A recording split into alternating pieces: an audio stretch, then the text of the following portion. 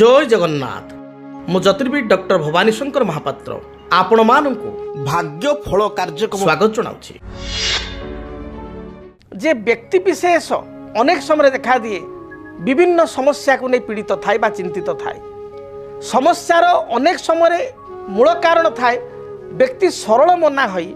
अन्य को विश्वास करी निजर अति आपणार लोक बंधु परिजन सांगसाथी को किसी आर्थिक साहाय्य करि थाए, किंतु साहाय्य परिवर्ते से साहाय्य बा हाथ उधारी जो दे थाए लोक को उधारी दे थाए साहाय्य करि थाए व्यक्ति ठीक समय रे से अर्थ बा साहाय्य को फेरस्त करे नाही, जहाँकि अत्यधिक चिंतार कारण एभली समस्या जो मान सहित घटी से जानी बेले बेले लोक मानकर बा आपणकर चिन्हाण व्यक्ति विशेषकर बा बंधुकर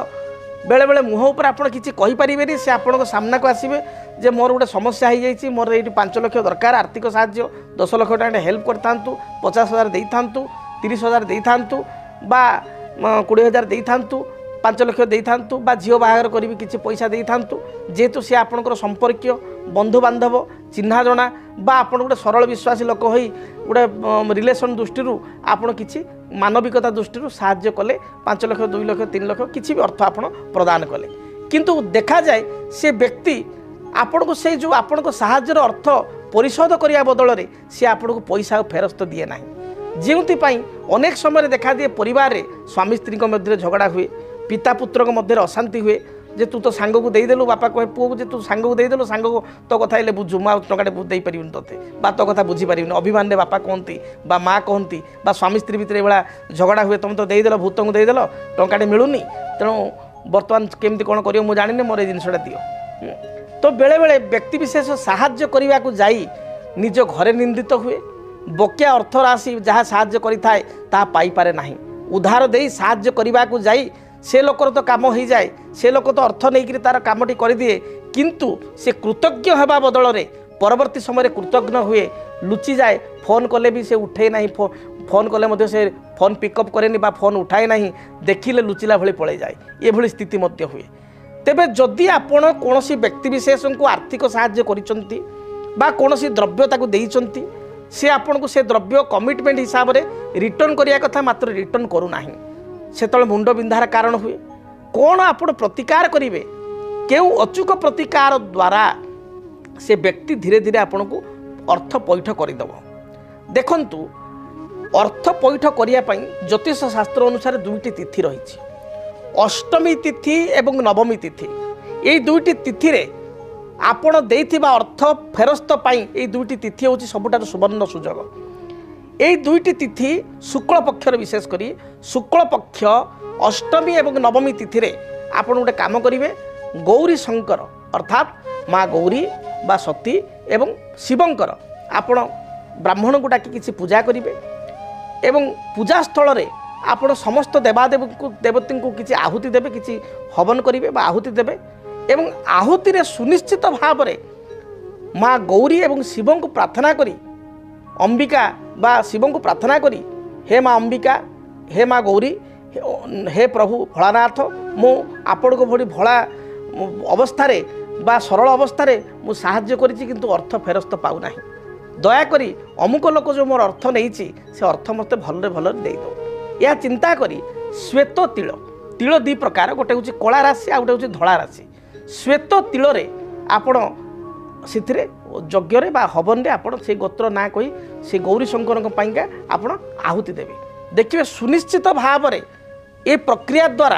आपणकर बकिया अर्थ राशि फेरस्त मिलिबो। ये कार्य को आप निश्चय करेंगे। यह सहित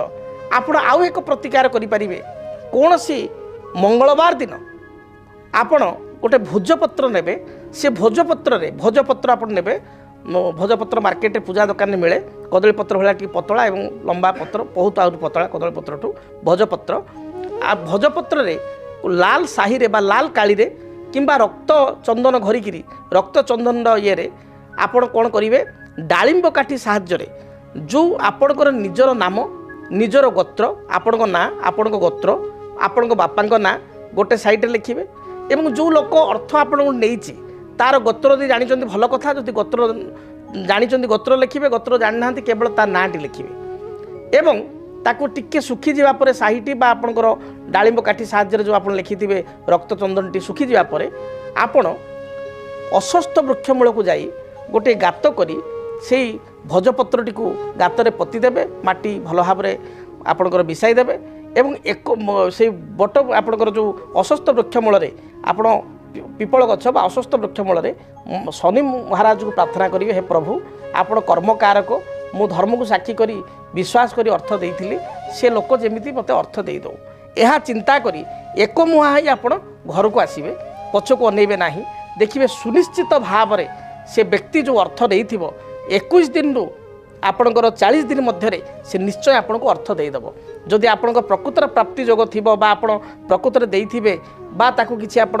କଟୁ କଥା କହିନଥିବେ, ଭଲରେ ଅର୍ଥ ମାଗୁଛନ୍ତି ମାତ୍ର ସେ ଦେଉନାହିଁ, ନିଶ୍ଚିତ ଭାବରେ ସେ ଆପଣଙ୍କୁ ବକେୟା ଅର୍ଥ ଫେରସ୍ତ କରିଦେବ। ଏହା ଏକ ଅଚୁକ ଉପାୟ, ଏହି ଉପାୟକୁ କରନ୍ତୁ। ଏବଂ ଆଉ ଏକ ସାଧାରଣ ଉପାୟ କରନ୍ତୁ, ପ୍ରତ୍ୟେକ ଶନିବାର ଦିନ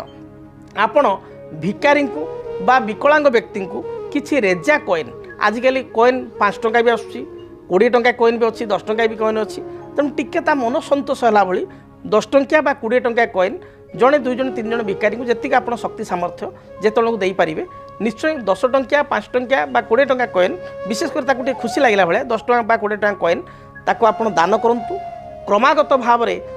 କୃଷ୍ଣପକ୍ଷ ଶନିବାର ଠାରୁ କାର୍ଯ୍ୟ କରିବେ। କୃଷ୍ଣପକ୍ଷ ଶନିବାର ଠାରୁ କ୍ରମାଗତ ଭାବରେ ଆପଣ 7-8 ଶନିବାର କରନ୍ତୁ। ଦେଖିବେ ସେ ବ୍ୟକ୍ତିବିଶେଷ ଯିଏ ଆପଣଙ୍କ ଠାରୁ ଅର୍ଥ ନେଇଛି, ଉଧାର ଅର୍ଥ ଆପଣ ଫେରସ୍ତ ଦେଉନାହିଁ, ତାହେଲେ ନିଶ୍ଚୟ ଫେରସ୍ତ ଦେଇପାରିବ। ଯଦି ଆପଣଙ୍କ ଜୀବନରେ ବ୍ୟକ୍ତିଗତ ପାରିବାରିକ ସମସ୍ୟା, କର୍ମକ୍ଷେତ୍ର ନିଯୁକ୍ତି, ବୈବାହିକ ସମସ୍ୟା, ବାସ୍ତୁଦୋଷ ଏବଂ ମାଲି ମକଦ୍ଦମା ଆଦି ସମସ୍ୟା ଥାଏ, ତାହେଲେ ସମସ୍ୟାର ସମାଧାନ ଓ ପରାମର୍ଶ ପାଇଁ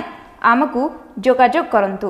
ଜ୍ୟୋତିର୍ବିଦ doctor Bhabani Shankar Mahapatra, Budheswari colony, plot number 26, Bhubaneswar. Phone number 9776833302 9439444924। ଆମର ୱେବସାଇଟ୍ www.srijagannathastro.com। DTV ଓଡ଼ିଆ ଦେଖିବା ପାଇଁ ସବସ୍କ୍ରାଇବ୍ କରନ୍ତୁ ଏବଂ ବେଲ୍ ଆଇକନ୍କୁ ମଧ୍ୟ ଦବାଇ ଦିଅନ୍ତୁ।